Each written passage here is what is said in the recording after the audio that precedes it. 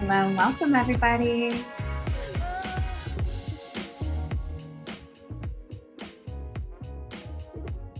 So we're going to give it a few minutes before we get started.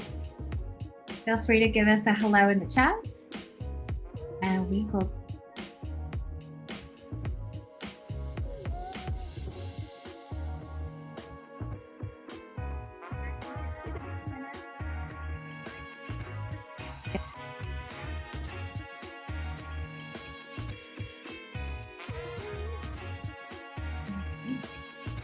Welcome everybody. We can't see your faces just yet. Feel free to turn on your cameras to get a glimpse of who's here. Fantastic, Reginald. Giving a shout out to Melanie.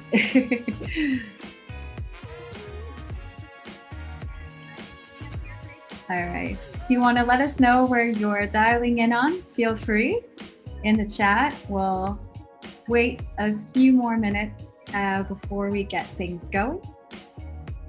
Very excited to have you. All right. Sunny Slow. Welcome, Mandy.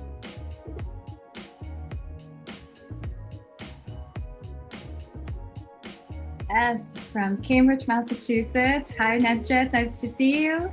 Land of the Pawtucket people. Fantastic.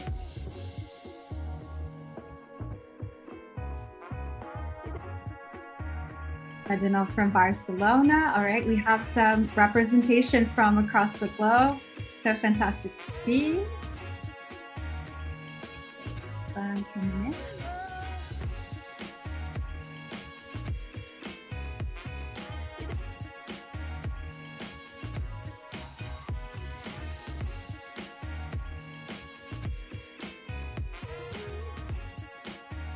So for those of you who just joined us, welcome. Feel free to let us know where you're dialing in from. If you want to give us a shout on how you're feeling about the session, don't hesitate to do so in the chat. Okay, music again. We'll do another round. We'll wait. Ladies will wait, what, 2 more minutes before we get started?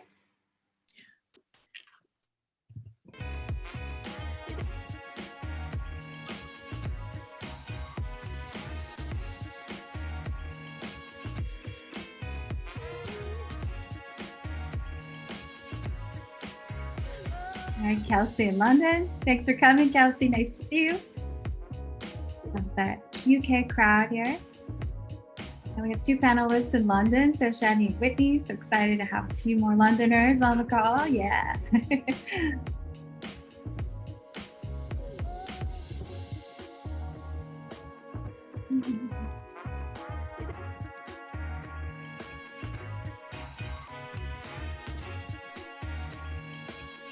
Julia from Romania.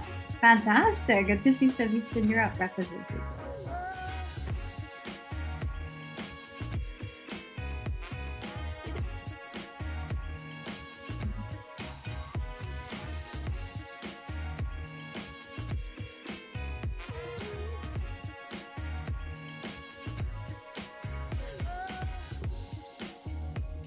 All right, so we're going to give it maybe 1 more minute. Then we'll go ahead and get started. And as you'll see, we're using the chat as our primary way to interact. So feel free to lay down any thoughts in the chat. We'll show you in just a second how you can ask your questions to the panelists. We'll get into the logistics in a few moments. Otherwise, stay tuned and we'll get started very soon.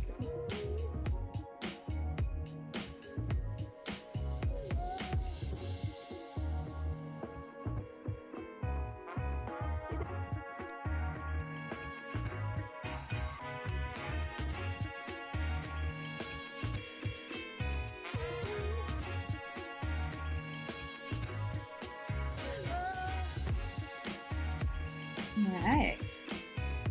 Well, I'm going to slow our music down. I think that we are ready to get started. So we are incredibly happy to see those of you who have joined us from around the world. The session today is a panel discussion with a fantastic series of guest speakers who you will get to know in just a few moments.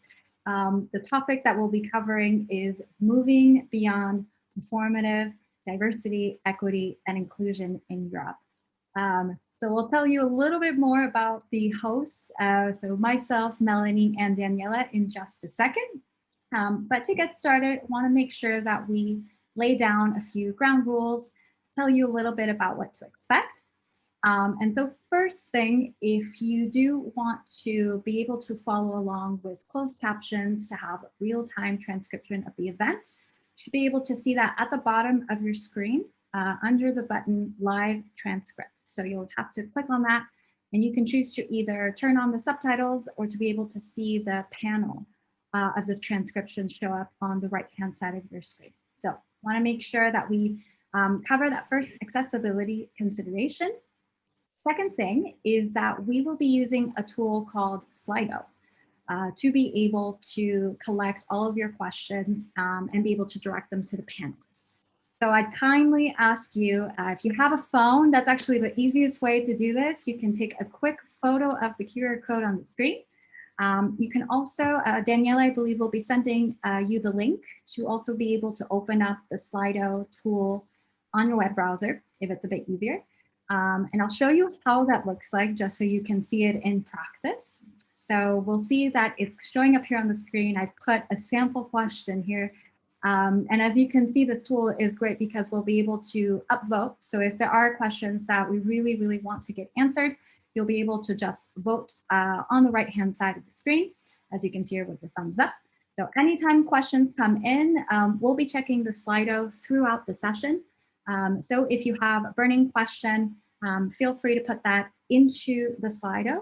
If you put it in the chat, it's okay. It might get lost in the conversation, so we would recommend using the tool.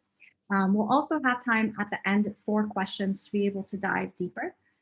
So in case we can't address your question during the panel, you'll still have some dedicated time in the last 15 minutes. If you have any questions on the tech side of things, you can use the chat. Daniela will be there to answer any questions and to help you in case you need some tech support. So we're going to start with a very quick activity just to start to dive into this topic of performative diversity, equity, and inclusion. And so I'd invite even the panelists to join us in this activity to be able to look at these answer choices. So we have 5 different options, and you can choose as many as apply. And I would like you to think through which of these illustrate performative diversity, equity, inclusion. And so we have one-off unconscious bias training. We have a company that posts Flatware on Instagram with no concrete commitment. We have prioritizing equality over equity. Our next option is having only diversity quotas as part of their DEI program.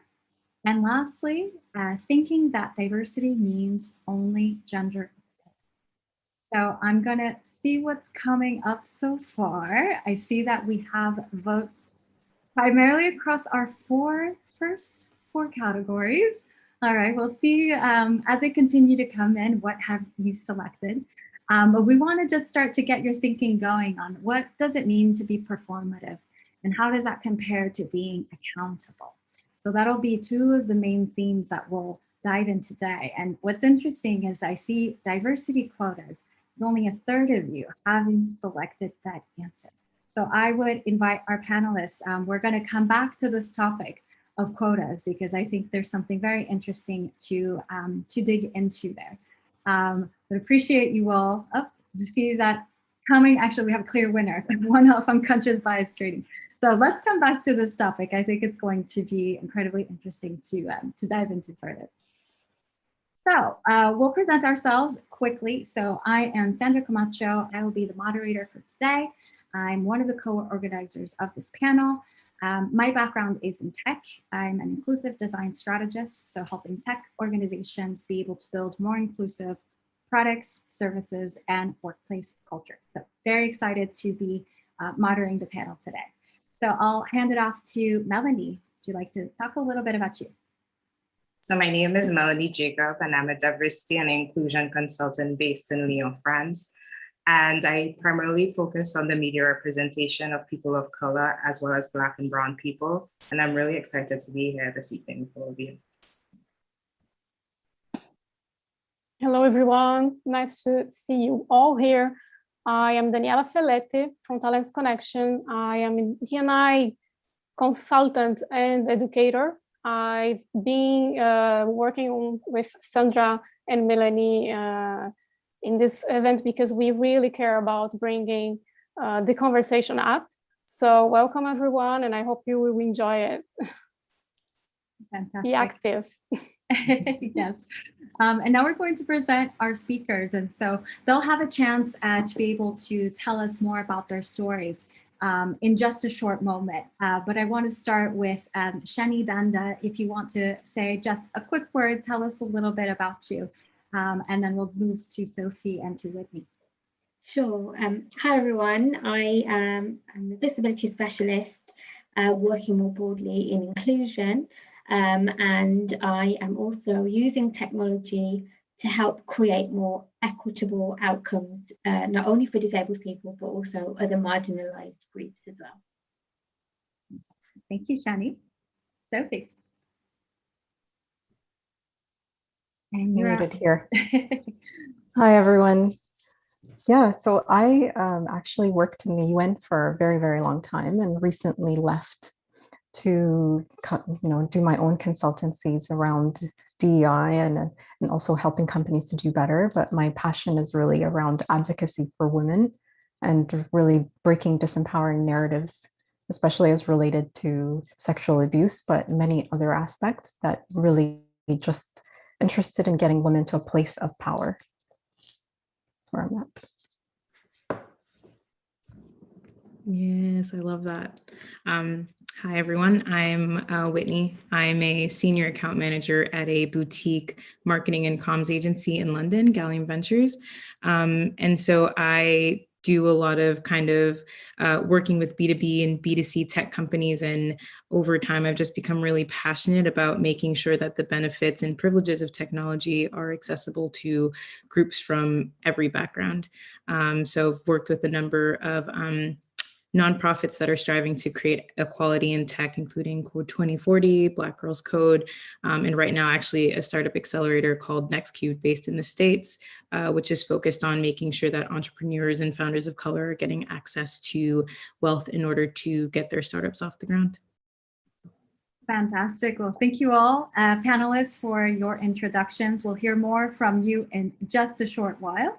But just want to give a sense of really why we're here. And when we think of performative diversity, equity, inclusion, we tend to think of efforts around hiring individuals from underrepresented groups. So thinking of that question of diversity and representation, which does not necessarily equate or develop a diverse and inclusive environment where people feel like they belong and they have a voice. So we are going to talk a lot about how do we move towards accountability and intentionality, so that it's not just a question of getting diverse individuals or people from diverse backgrounds into the room or into the office, but really giving them a chance to fulfill their full potential. So our goals for the session is to really explore these topics specifically in the European context. So really, what does it mean to belong in the European workplace? And what are some of the steps that organizations can take to really make real change?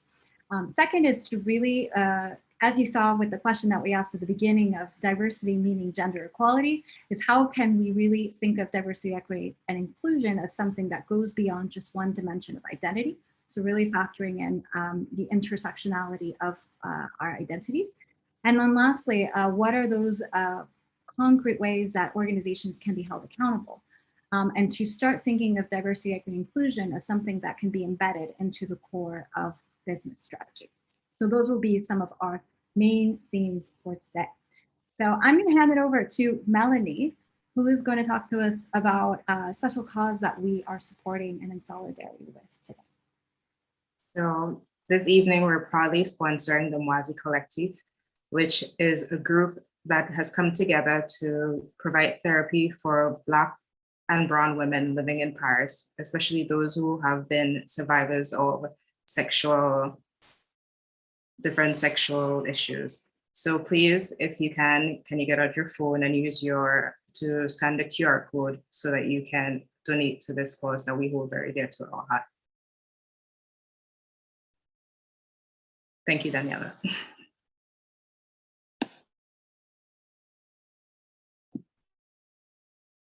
Okay, and when we're talking about performative DEI, especially in Europe, I think we have to contextualize it.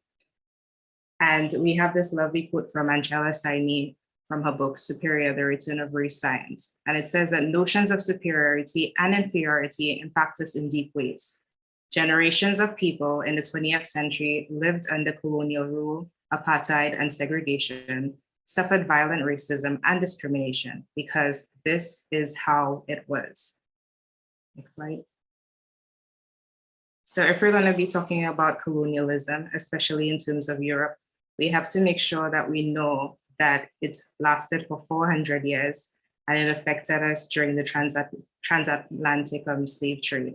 So for those of us who come from former colonies, especially in the Caribbean, Africa, in Polynesia, Asia, we have to remember that it still affects us in terms of our education system, our judiciary system, and religious beliefs. So bearing that in mind, I think we'll find different themes of this throughout our conversation this evening. And I hope all of you can be able to point out these different things that are affecting so many different European countries and why we don't speak about it and why we need to speak about it even more. Fantastic. Thank you, Melanie, for this background context. So now that we've gone through our introductions, we want to dive right in and start to hear from our panelists on a series of questions that we've prepared.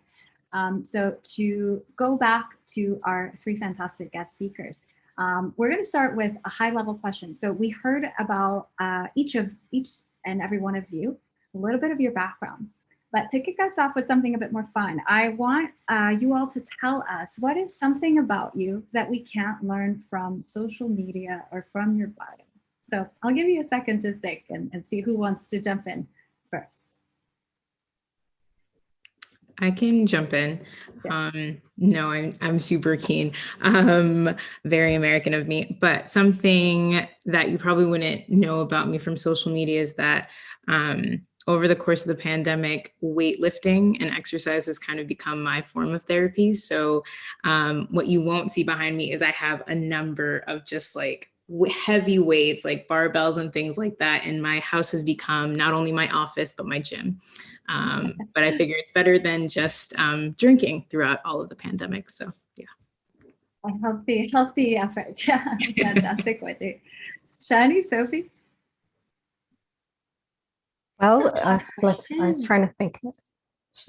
Go on, ahead, Sophie. Oh. Well, I was going to say, I wish it was as fun as Whitney's. I spent the past 10 months stuck in this COVID transition of moving across ocean from Switzerland and I was based in Europe to settle my family in North America in Toronto, Canada, where I settled with 3 kids alone in COVID, new schools.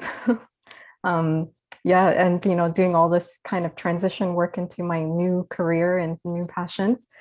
So it's been really interesting why I chose COVID, but I continue to have faith that it's, I'm on the right track. So pretty intense. Harsh transition, but hopefully it's you're pulling through and it's going well. Right, with my husband still stuck because of the travel restrictions in Switzerland. So it's taking, oh my goodness, quite an interesting time. Thank you, Sophie.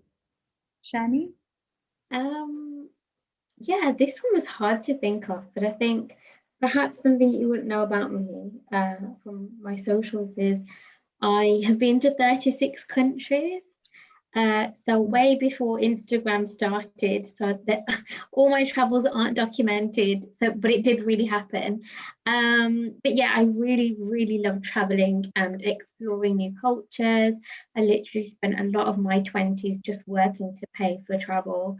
And I'm a massive believer that it's the one thing that you can buy that does make you a more cultured and a richer person, but not in the monetary way.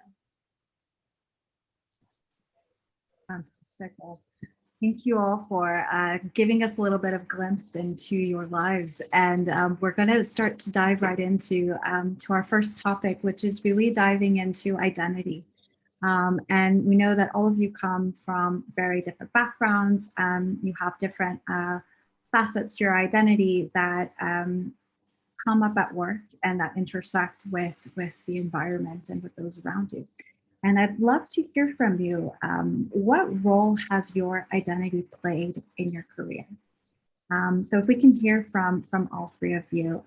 Shani, do you want to start? Sure. Well, I'm a South Asian woman who experiences disability. So it's fair to say that throughout my life, I've had lots of experiences, good and bad.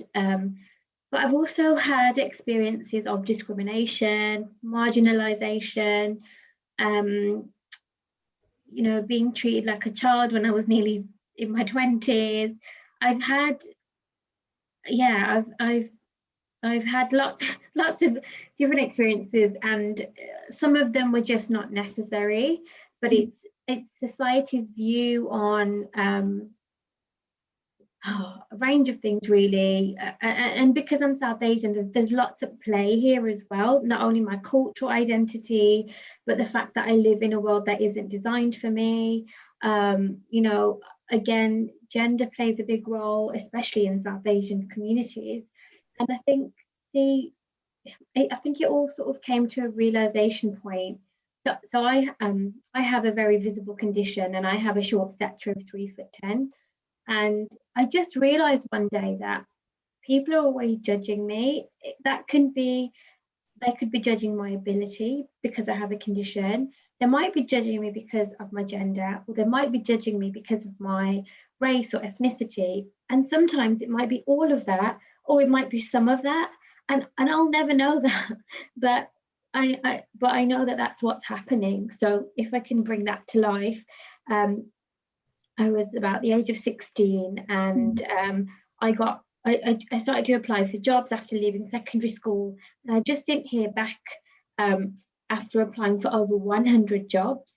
And I was applying for part-time work around my studies, jobs I knew that I could do. And I had one sentence on my covering letter that did say, I've got a condition, but it doesn't affect my ability to do the role. And then I thought, right, what's going on here? No one's getting back to me. And I just did a little experiment, and I took that one sentence off my covering letter, and then I got offered an interview straight away and a job. So at 16, I had to learn a really harsh life lesson that it doesn't matter if you've got the best attitude and all the enthusiasm in the world, that people are going to judge you, that people do have bias. And you're going to have to work a lot harder to get where you want to get to.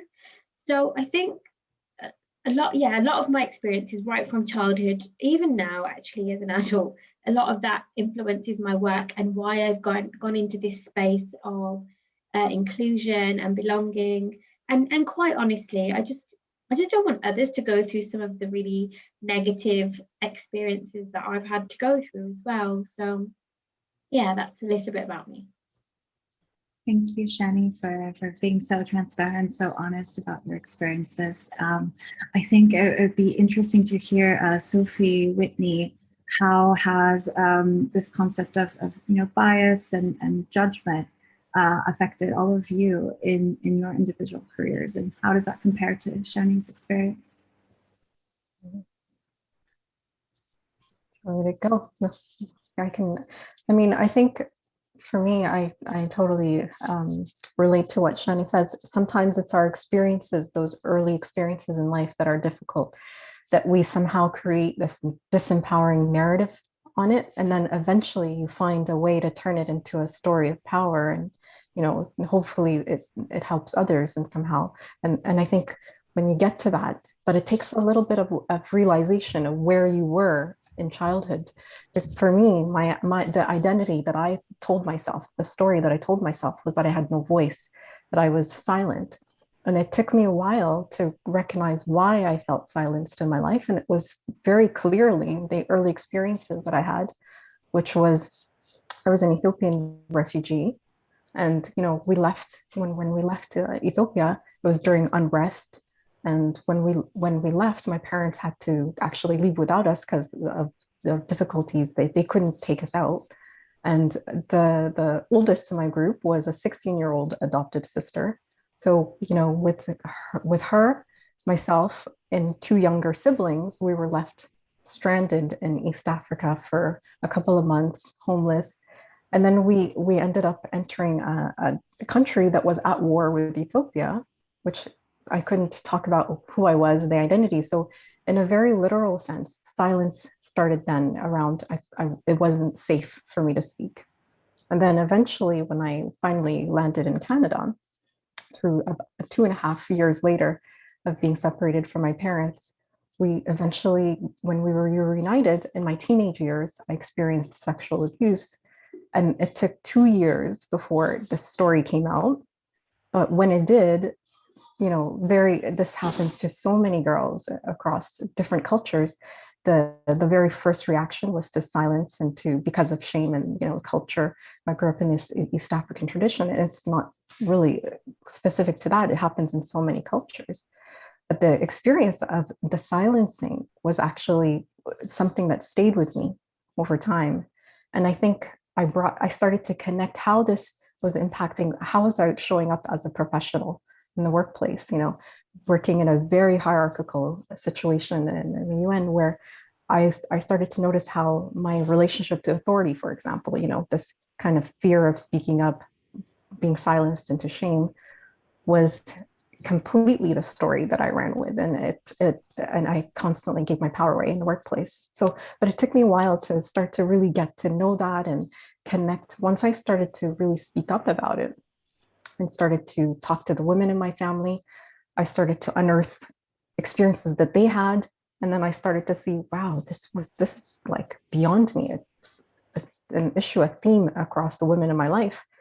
And then the more they started to kind of unearth and connect to that they started to also break the silence in their own way. And so I'm now at a point where I turn that story around, but it took me a while. And, here I am doing a bit of advocacy work around that, but it's that sort of, where in my life did I create that story and that identity? And then how can I to kind of take power and control over it? Yeah. Story. Thank you, Sophie, for sharing that. I think there's something definitely very powerful about reclaiming that narrative and being able to take full possession of your identity. So thank you for sharing that. I'd love to hear Whitney, having heard from Shani and from Sophie. What shows up for you in regards to your identity in the workplace? It's really interesting. When I heard this question, it was hard for me to kind of come up with the response. And then all at once, it was kind of like I realized that my identity didn't just impact my career. It's basically been my whole working experience, so much so that I felt that as an American, I had to end up leaving America to kind of be able to go away from that. And what Shani and Sophie talked about in terms of just that silencing of yourself and kind of picking up on when it started, I think I went to university that was truly international. So, having people from all around the world, I didn't really think much about the fact that I was a Black queer woman. And it was only when I got into corporate America that it felt as though all of a sudden my every waking day was just trying to kind of make myself as small as possible or make myself as white or, non-Black as possible so that I didn't stick out so much in a way that wasn't very positive. And I think I say this a lot about the industry that I work in, public relations, marketing, comms. It's a very white industry, but I think I can safely say most industries are really white industries. And there's not a lot of space for, women or women experiencing disabilities or women with, intersectional, sexual identities. And so I think for a long time, it kind of became this thing. And I started telling my story. Sophie, when you talked about that narrative that you tell yourself, it made me think about the story that I kept telling myself, is that I wasn't good enough to be in these spaces. Because whenever I was in these spaces, I just felt so different and felt so othered. And it took me moving to the UK for me to kind of be able to step away from that overpowering feeling of just inadequacy. And then actually be able to understand, oh, wait, this isn't just me. And, you know, every time I speak with someone who is from a diverse background, and hearing that feeling of there's nothing wrong with me, like this is very much the system, this has nothing to do with me. So I think over the past couple of years, as I've come into my own, that idea of advocacy, change making, but even through just like having conversations like this, where, you know, I'm speaking to someone else who's like, yeah, I've been through that and it has nothing to do with you, is just so validating, and is kind of opening up this new chapter of my life where it's about, okay, how can I help other people that are in this situation not have to go through this, but I guess everyone has their own kind of journey to follow, but at least making people feel seen in a way that I really wasn't until a couple of years ago. Yeah, that's a fantastic thread. I love this thread of reclaiming your narrative and tying that to advocacy and speaking up for yourself and those around you. And I'd love to maybe shift a little bit to some of the work that each of you individually is doing around advocacy and around raising awareness for diversity, equity, inclusion, and the way that that shows up in your careers and in your different societies that you're in.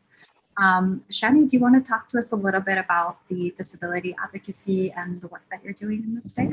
Yeah, sure. I just want to also start by saying that I think probably all the panel would agree, but I feel that the work that we do is also, there's an element there of healing. I know I certainly feel that, and I never went into it thinking, oh, if I do this, it's going to help me to heal, or it's going to help me on my journey of acceptance. It just happened to be, I guess, a byproduct of that. Yeah, great to hear the others' thoughts on that. But a little bit about my work. So people always ask me, actually, you know, how did you become an advocate, or what inspired you? And I have to give the credit here to my dad. So I'm Sikh, I'm Punjabi, and my dad was born in India and moved to the UK, I think in the 1950s, late 1950s. And Sikhs are a minority in India. So growing up, I had always watched my dad fighting for the rights of Sikhs, their human rights, from here in the UK for Sikhs all across the world. And, you know, from a very young age, I was taught that if you've got a voice and it can travel to places that are further than other people's voices, then you should use that. You should see that as your responsibility, and you should use that voice to help make this world a bit of a fairer place to live in, a bit more of an equitable place to live in, but to be an ally to those people and those communities. So I guess I've had, you know, brilliant role models from a young age, not only my dad, but my mom too. She's super awesome. And the spaces that I work in, so I do a lot of work in disability inclusion. I guess I've just figured that people don't understand disability. People don't understand that disability is actually an experience. And if someone lives with a condition or an impairment, that's not what disables them. It's actually society and the world around them, you know, the way in which spaces are designed, the bias in the way in which decisions are made, services are created. It's all from mainly created through people's own knowledge and their own bias. People don't usually think of the whole range of human diversity that exists. And if I'm speaking quite honestly, I can't believe it's 2021 and things are still being done in that way, because disability is the largest minority group in the world. It's a group you can be part of overnight. You know, it's the largest diversity strand out there in the world, And it's one that many of us are likely to fall into during some point of our lives, whether that's permanently, temporarily, or situational. Yet, what it means is we're not designing for our future selves. And yeah, we're just excluding a massive part of the population of the world. So yeah, that's a little bit about what I do. I work and partner alongside businesses and brands to help them become more inclusive for their employees and customers. And in addition to that, I've also created and founded several communities. So the first one is the Asian Woman Festival. So it's all around smashing stereotypes and stigmas to empower and celebrate South Asian women and underrepresented genders. And the other one is called the Asian Disability Network. So, you know, I'm a very intersectional person. The world in which I experience, you know, is all through a very intersectional lens. I can't just leave the fact that I've got a condition at the door. It shapes every single moment of my life. But none of the spaces that I was going into acknowledged that. And the most bittersweet thing was, I think, with the Asian Woman Festival, it was the first event or space that I felt I could be all of me. I could be a South Asian woman who experienced disability. And I'm really glad it existed, but it's also bittersweet that I had to create it. I'm gonna stop there, but I just think it's really important that all the work that is taking place in DE&I is from an intersectional perspective, because I think if it isn't, then we're just going to be going around in the same circles over and over again.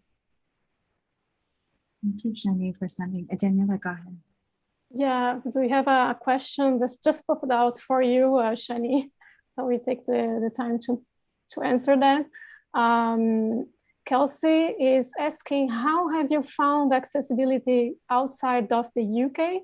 It seems there is so much to be done here, but it's also further ahead of a lot of other countries. So yeah, that's a good question. I think it depends on where in the world. You know, if the country is not you know, one that's very developed, then accessibility is more of a barrier. Yes, in the UK, things are getting better, but you know, for example, you know, I live in London. There's so many tube stations and train stations that don't even have a lift. So yes, it's better than some other countries, but we're still nowhere near where we need to be. But yeah, I think until you know what, I think the pandemic has shown once the majority in society needs something, it can happen. And I think disability is seen as a very them and us situation. I don't think people understand the prevalence, and this is why we still have very poor design, very inaccessible design. So I'm hoping that a lot of the lessons learned throughout the pandemic, you know, I hope it's opened people's eyes, and I hope that they take that going forward into their work spaces. definitely, thank you. Thank you, Shani. I want to bring it back to Sophie and to Whitney to really be able to look at that thread of advocacy, and I think to also be able to understand the impact that has had on you personally, to carry in a way that responsibility or that voice for those of who are similar to you, who you're advocating for. There was actually something that Shani said that was so interesting about, you know, depending on place in the world, there are some places that are better in terms of accessibility, equity, things like that. But it's this conversation that I feel as though sometimes there's so much of a focus on we've come so far from X that it's kind of this, I'm using the word scapegoat, but I don't think it's the word that I'm looking for, but it's basically like clapping yourselves on the back for, you know, not owning people as property, or, you know, having a lift in one major tube station, which Shani, I had my mom who has a child come to visit me, and we did not know, we had to go to different tube stations because they did not have lifts for the trolleys and the prams. And it was so ridiculous because I was like, there's so many, I mean, how is this possible? And I think it's that narrative of we've come so far, and a lot of people rest on those laurels. And I think it keeps us from having conversations about, cool, yes, we've come so far, but what, like, we still have so much further to go. And what are those conversations? Are we acknowledging the history to make sure that we actually are making those strides? So when you were talking about that progress, I feel as though as I've gotten older, I've become a bit more, not antagonistic, but a bit more forceful of, that's great. Women should have had rights a long time ago. Now, what are we talking about? Why are we still arguing about, a woman's right to have an abortion? Like, these are still conversations we're having. So regardless of women's right to vote, there are still a lot of ways where women are being disenfranchised.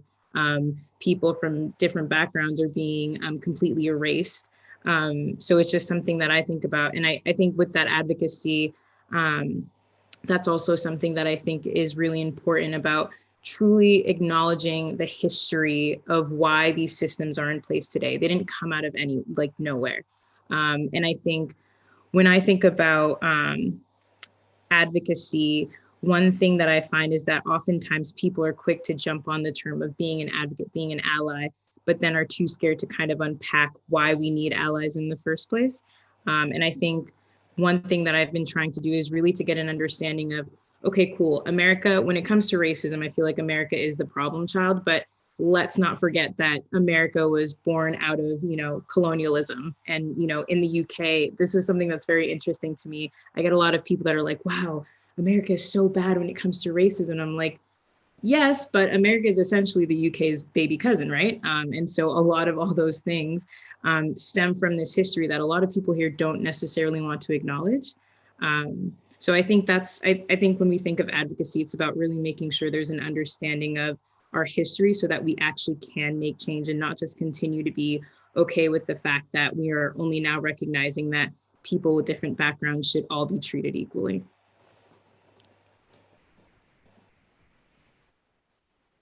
Thank you so much, Whitney, for sharing. Sophia, I'd love to give you a chance to weigh in and unpack some of the themes that have been coming up. I really resonated with what Whitney was saying about the system and how it starts in there.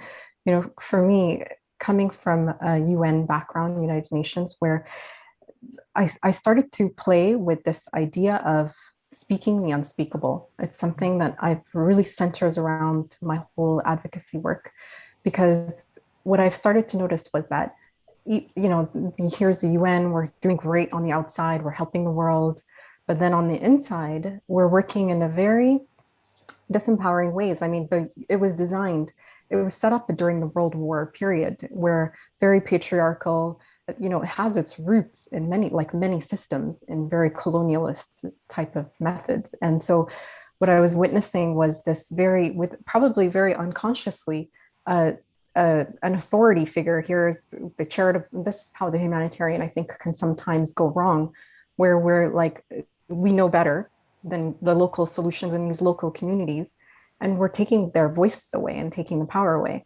And then what it starts to do is starts to create these racial dynamics that internationals are somehow better and more knowledgeable, more educated, and more superior than local people.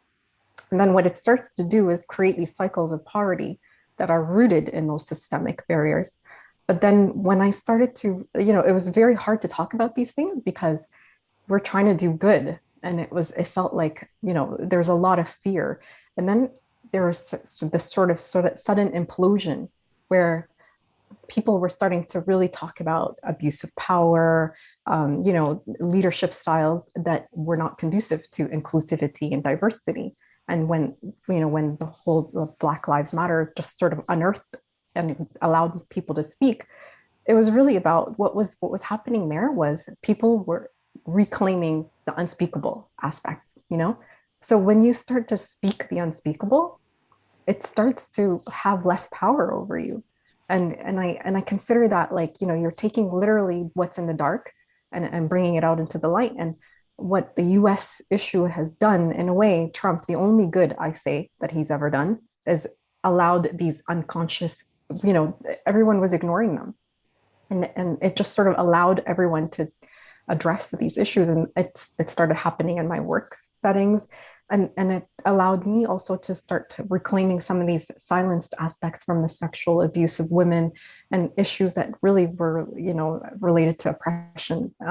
And as breaking the narratives often sometimes it's as simple as that, in my view, and allowing us to have voice in these very kind of, whenever we feel shut down, whenever we feel shame of, let's say, discussing color of issues, it goes both ways, right? Oppressed, oppressor. Whenever there is a shutting down due to discomfort, then we've got to question, where is that discomfort coming from?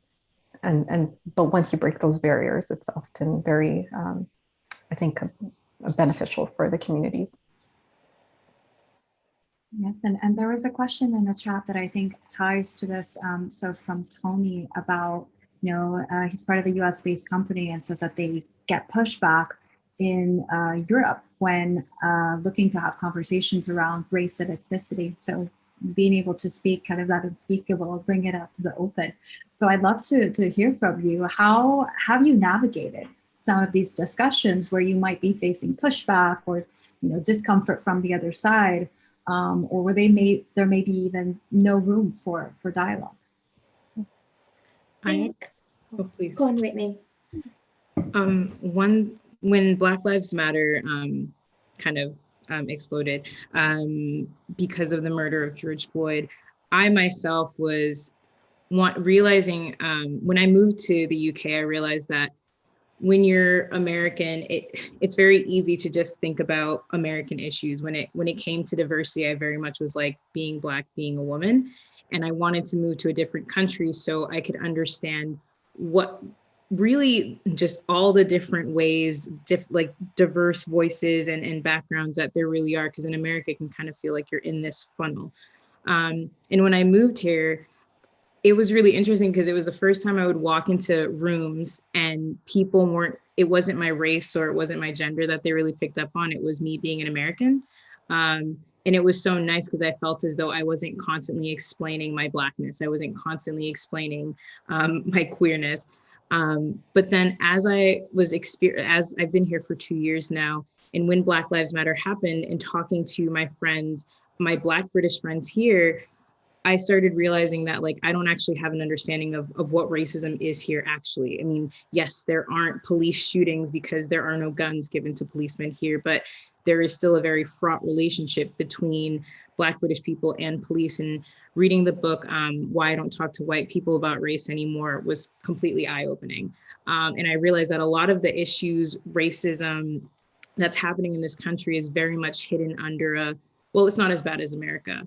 And I think there is a lot of that conversation where it's just, I think with Black Lives Matter, it was very interesting because all of these countries were galvanized in saying, this is not just a problem that's happening in America. This is a problem that's happening in France, in the UK, all around the world. But everyone kind of wants to just be able to sweep it under the rug. And I think part of it, and Shani, feel free to jump in too, I think part of it is British culture is very much like, we don't talk about these things, let's just keep it surface level. We don't need to dig too much into it. But because of that, there's a lot of racism that is being swept under the rug. And honestly, what Sophie said is so true. When Black Lives Matter happened, you couldn't hide from it anymore. And so even if you are a European offshoot of an American company, for me, my answer to that is definitely push back, because all of these things are manifesting in different ways, whether it's class, privilege, all of these systems of power, they are not just specific to one area of the world. We're all people of color, all people from disadvantaged backgrounds, we are all suffering because of that in small ways, whether it's rate of promotion for women of color, whether it's making sure that you're getting paid what your other, colleagues are getting paid for, whether it's just having people feel the right to impose on your space. Like even here, when I was working in the UK, I still have people that just come up and touch my hair out of nowhere. And those are things that seem really small, but for any person can understand someone invading your space is huge. And it's just such a sign of disrespect. But yeah, sorry, that was a long-winded answer to say it's everybody's problem. It's not just an America problem. Yeah, Whitney, I really agree with everything you said there. And I think especially over the last it's not 12 months now, is it? It's like March, April, May, 14 months. I've had a lot of white, cis, non-disabled people come up and say to me, now I know, now I've had my eyes opened, I feel really guilty at the fact that I'm white, cis, and non-disabled. Do I have a role to play here? And if I do, what is it and what does that look like? So what I've seen is that people are starting to feel very guilty for any privilege that they have. And I just want to say that privilege is something that you have, but you didn't ask for it, you didn't buy it, you just either are born into it or it's situational. So first and foremost, privilege is nothing to feel guilty about.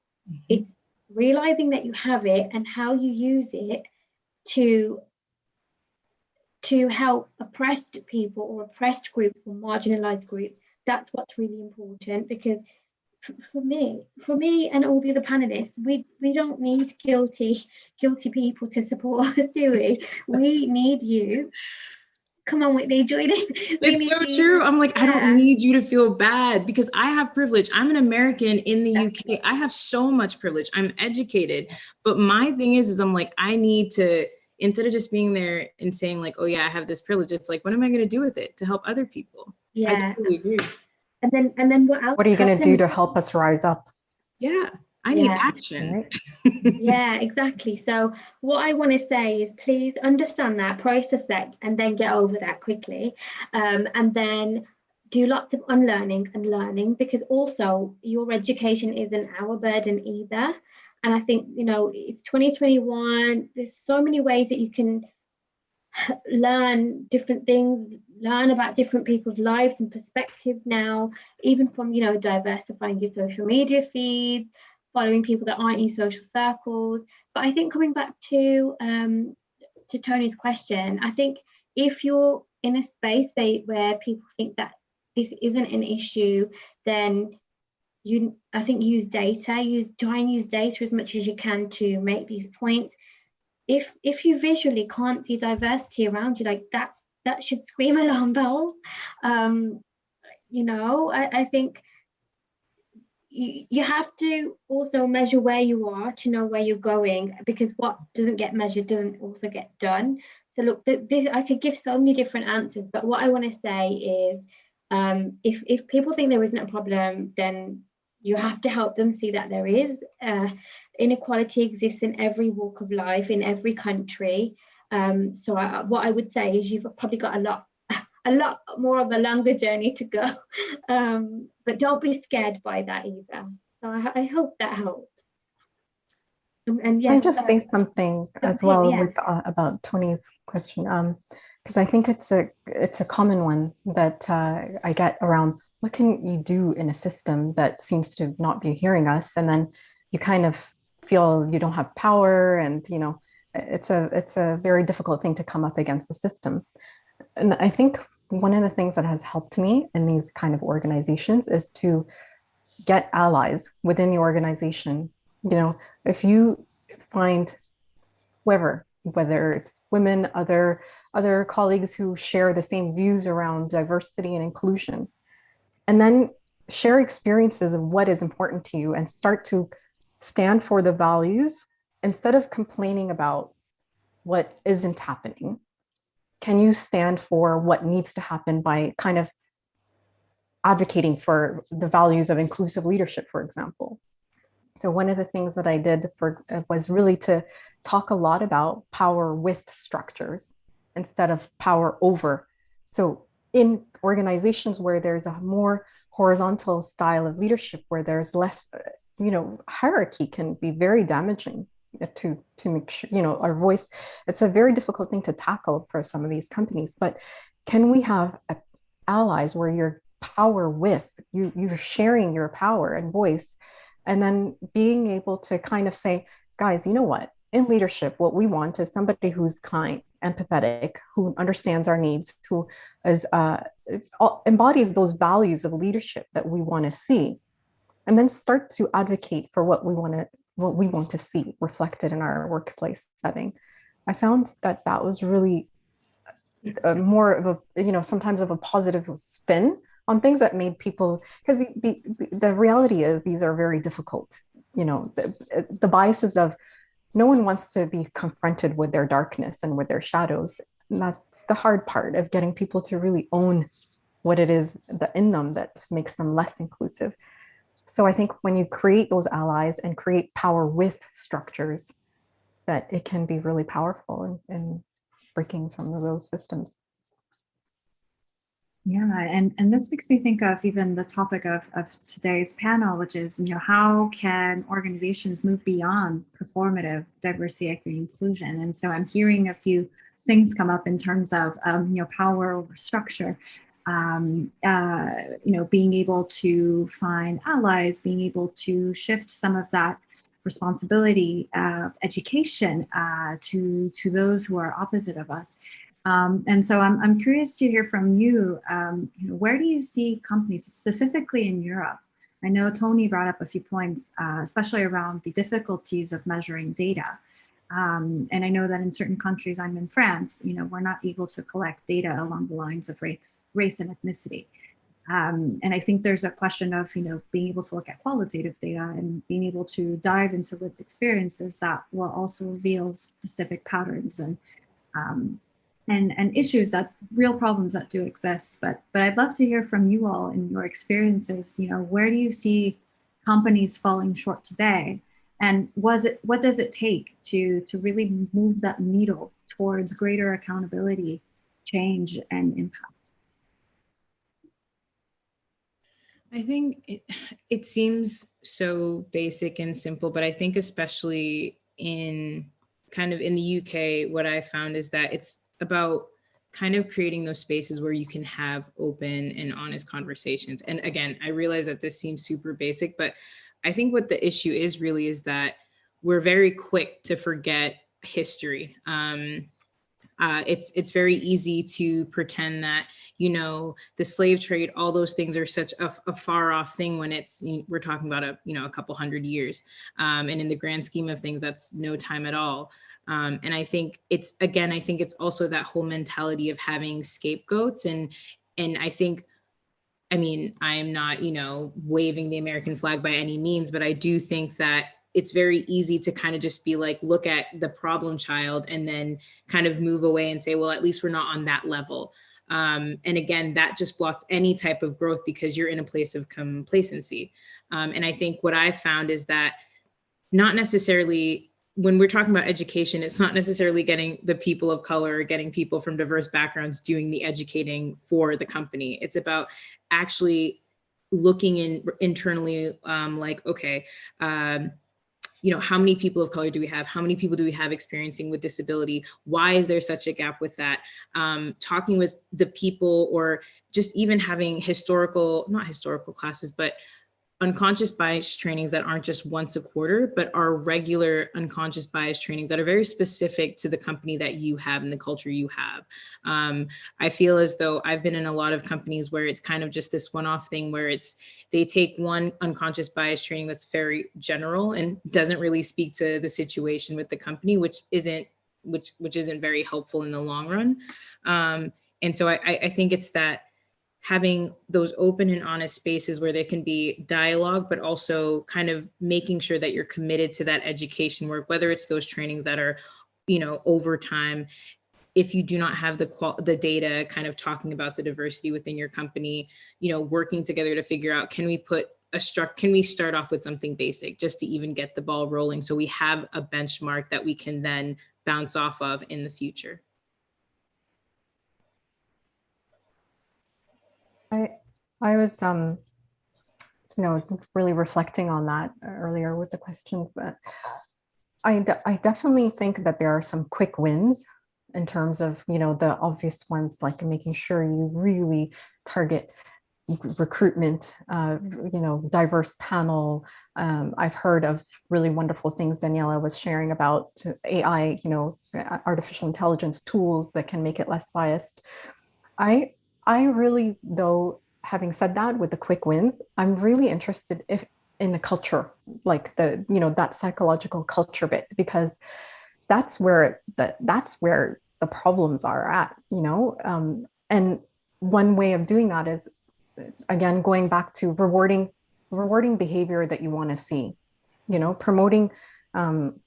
Maybe it looks like a human award. I remember this coming up in an organization, you know, where you're awarding role models, basically, who are champions of not only at leadership level, but at all different levels, you know, where you're a champion and a role model, because you're embodying all the aspects of inclusive leadership that we're talking about here, you know.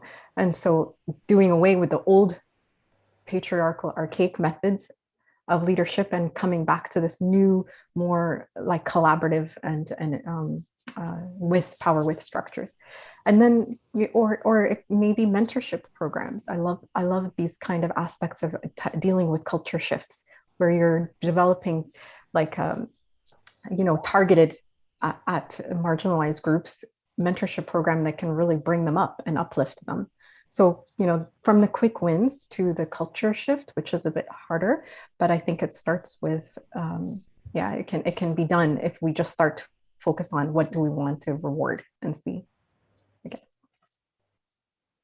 I think some tangible things that I would recommend as well, in addition to what Whitney and Sophie have just talked about, really align your D&I strategy alongside your organizational strategy. Quite often, and you know, I'm sure many of us have seen the amount of D&I roles that are just out there in the marketplace right now. I have never, ever seen anything like it. But I'm really worried about that, because now organizations know that they need to do work, but then suddenly they're going to put it all on the responsibility of one person or a team of just very few people, when in actual fact, to drive culture change, it takes everybody working together, understanding that they have an equal role in that. It doesn't matter who you are in the organization. So I think sometimes inclusion leads or teams are actually scapegoated. You know, they're responsible for driving massive culture change, which a lot of people expect overnight, but that just doesn't happen either.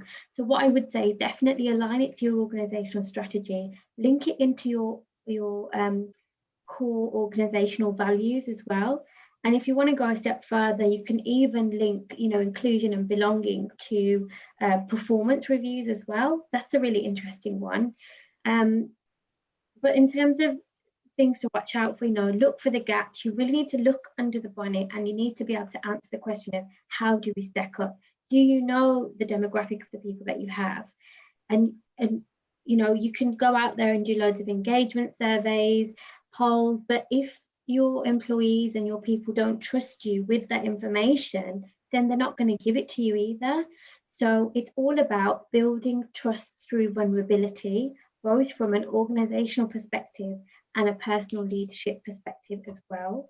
I think storytelling really helps to build that trust and is really key, because then it opens the pathway to conversations, you know, exploring different themes and cultures. And for some organizations, they will never have done that. They will never have had a space to have, you know, conversations around diversity, equity, and inclusion. And then for some organizations, it might be that they just celebrate a few awareness days every year.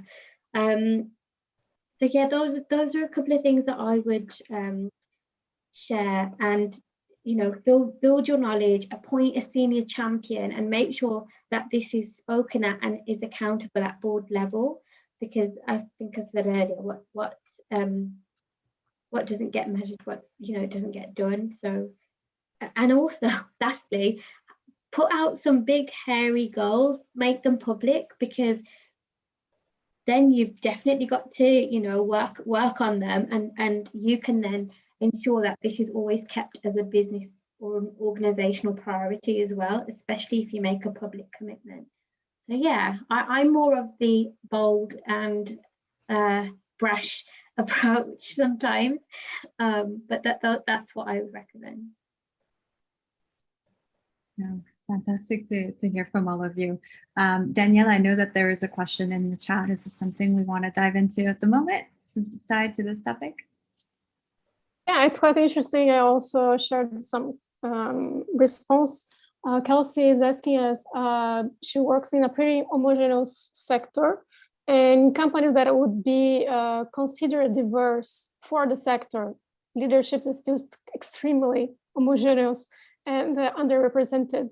How can you get leadership buy-in where they are the source of issues relating to hiring, culture, etc.?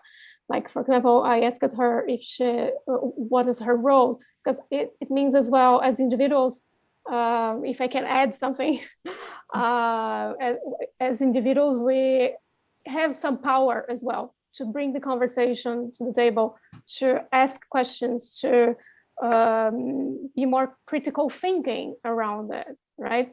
If I am at HR, I need to have this critical thinking and way of communicating to leaders to get them on board. Otherwise, it becomes obsolete. But I would like also to love to hear from you your experience with the companies you work with. That's a really good question. And I had experience with that because, yeah, I worked in a setting where I was a manager, but my senior managers were all homogenous, you know, mainly white male variety. And I think it comes a little bit back to what Danielle was saying around first recognizing where I was giving my power away. Like as followers, we're leaders too, that kind of thing, the personal leadership, the sense of personal leadership.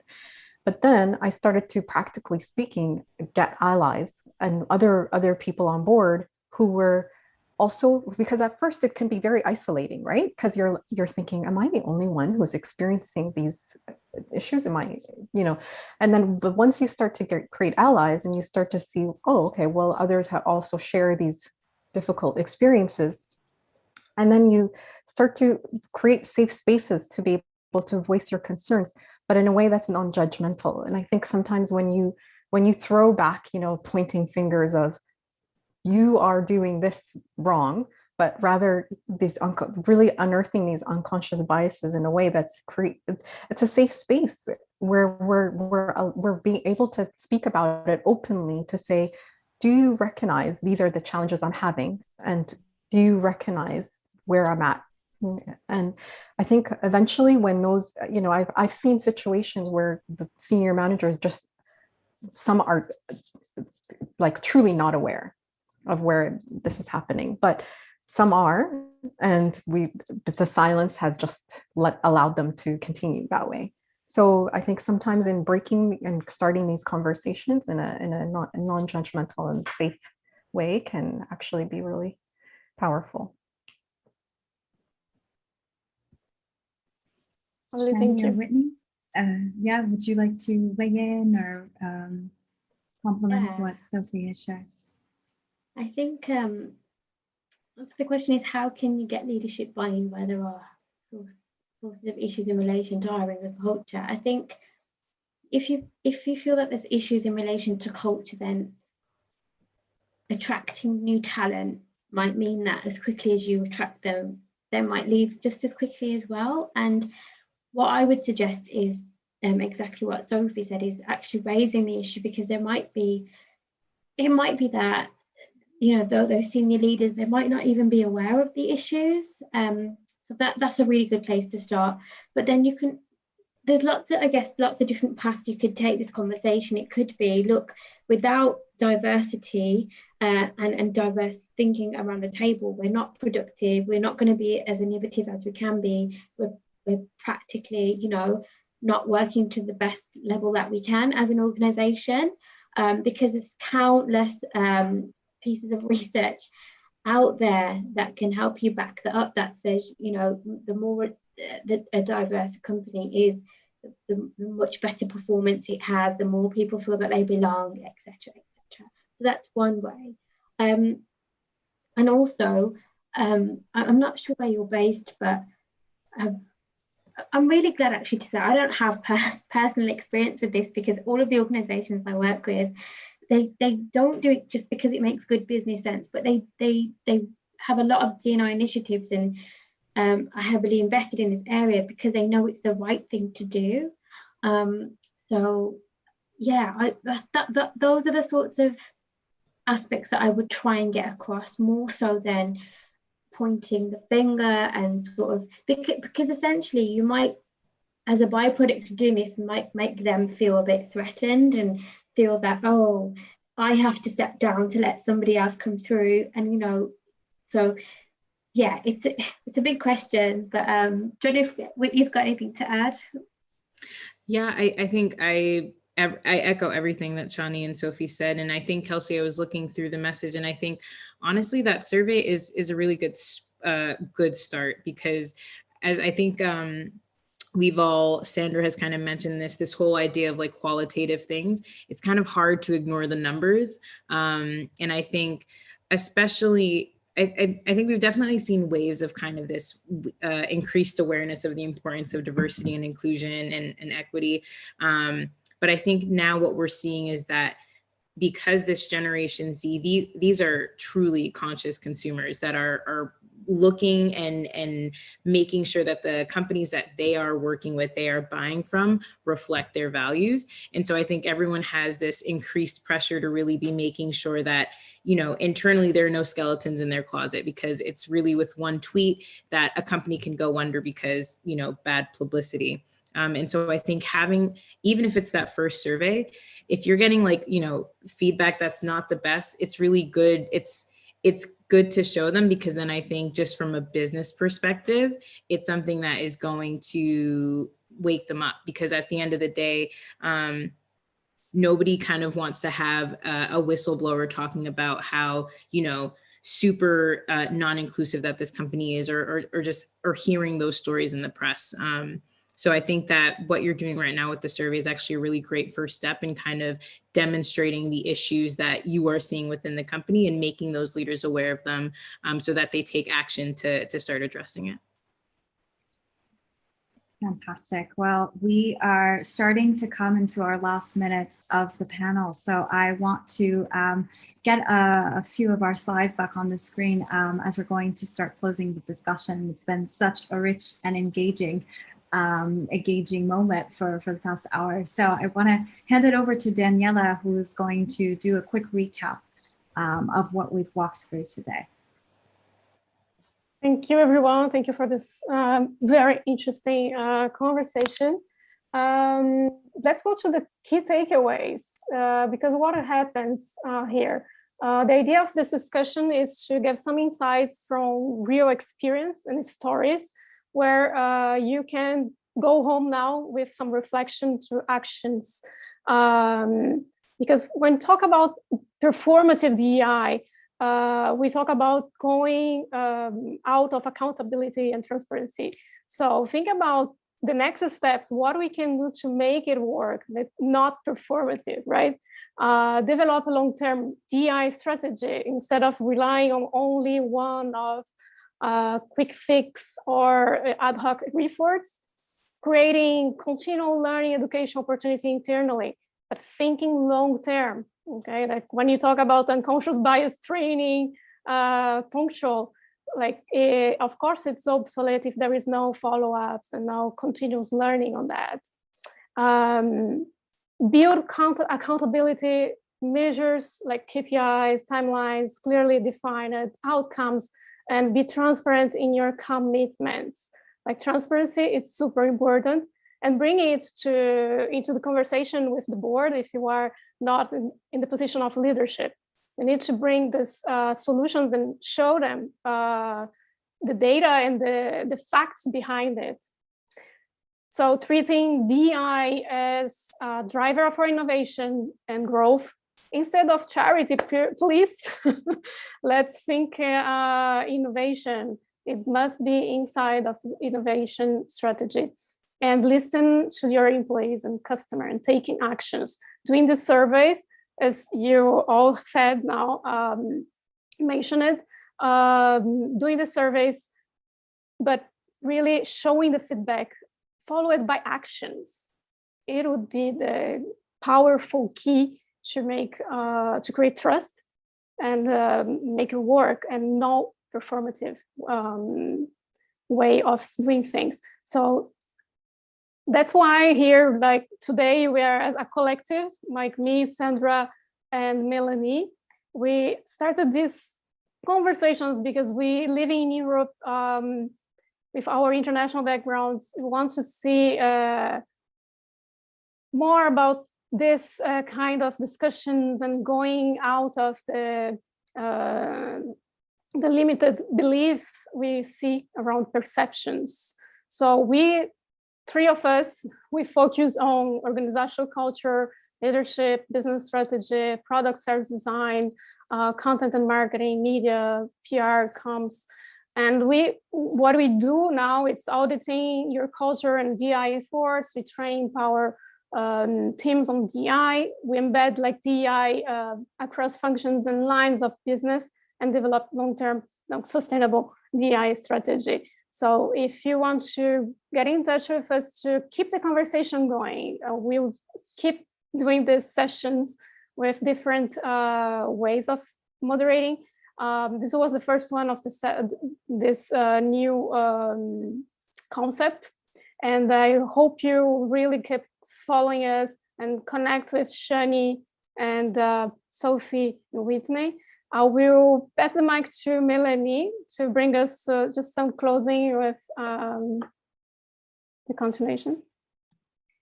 So as I mentioned at the beginning of the conversation, I would really like for everybody, all of us would like for everybody to support the Moissy Collective, because they're doing some great work when it comes to supporting women who are going through traumatic experiences, especially when it comes to sexual exploitation.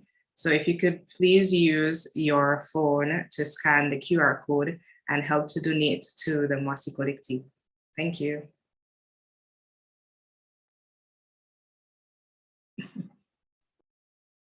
Your mic. Yes, I'm sorry, I'm on mute. Well, I want to thank our panelists for their time, and all of you, those who made it today, our attendees, because this was really a fantastic conversation around the intersection of colonialism and history and identity, and how that shows up in the workplace, and how advocacy can really be that thread to be able to drive change. We have 3 minutes left, and so I'd love to see if there are any other questions from those of you in the audience, or even Daniela, Melanie, if you have any questions that you would like to direct to our panelists as we head towards our closing last 3 minutes.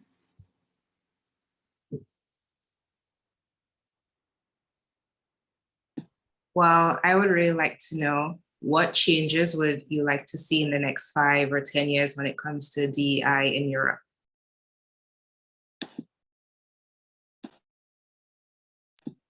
That's a good question. I would like to see a world, well, in the next 5 years, where we don't have to have events like this, where we don't have to hire inclusion specialists. I know I'm doing myself out of a job right now, but I just want this to be business as usual. I just want it to be so embedded in standard business process, and that everyone's on the same page. But I don't know, is 5 years too soon to wish for that? I don't know. What do the others think?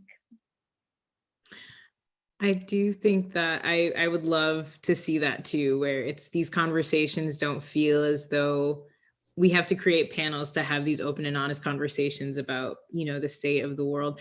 I do think that, I think it's the same thing for me. I want it so that these conversations are happening so regularly within all businesses and all organizations that it's just normal, and it's not a matter of this idea of like feeling guilty or feeling like you can't talk about certain topics, but just more organizations creating spaces. Because we spend most of our lives at work, And so the idea that we have to compartmentalize such major aspects of ourselves when we are at work all this time, it just seems like such a foreign concept. And it's a bit mind-boggling to think that we have worked this way for so long. Like the way that these companies can do well, the way that we've seen growth and progress is when you have all these different people with different backgrounds and different voices being 100% themselves at work and being able to show up in those spaces. So I would hope to see more conversations like this happening on a regular basis.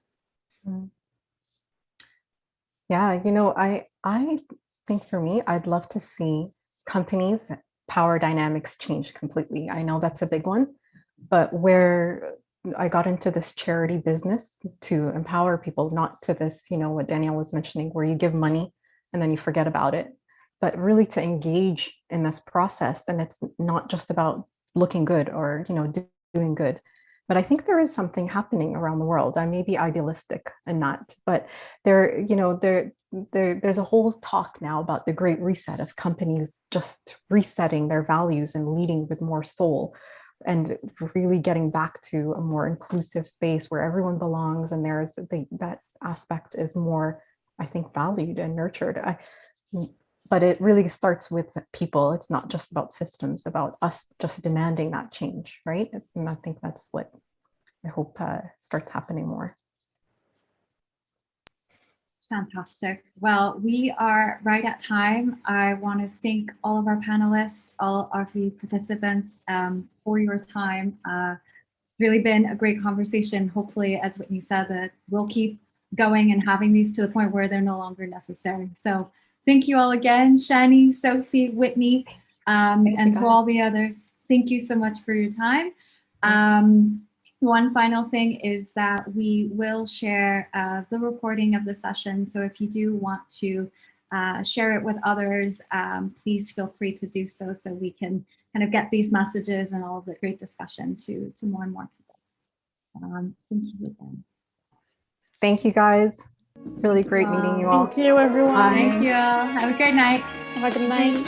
Thank you.